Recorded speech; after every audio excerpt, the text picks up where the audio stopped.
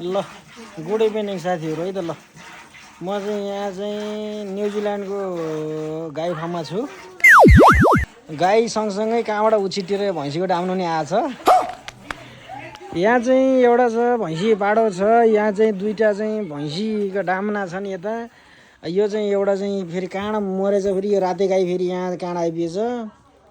अब चाहिँ यो पनि छ भर्खरै एउटा चाहिँ भैँसीले चाहिँ यो कालो मृग पाएछ। फेरि कालो मृग भोगाएर फेरि चाहिँ यहाँ दुध खान खोजिन्छ। ल हेर त्यही यस्तै दुध खान खोजिन्छ होइन यी। अब चाहिँ त्यस पछाडि चाहिँ यहाँ छन् यी गाई चाहिँ चट्ट लाएर चाहिँ है यत्रा चाहिँ यो डडमभरिको पानी खाने, अब चाहिँ 20 लिटर मुत्ने यस्तो खाले गाई परे। अनि गाई दुहुने क्षेत्रलाई चाहिँ यहाँ चाहिँ गाई दुइराखेका छन् न्युजिल्यान्डमा।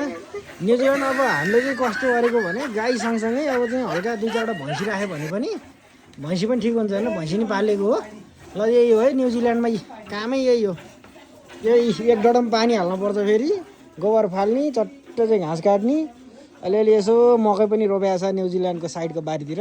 ल त्यही हो है, ल त्यही हो ल।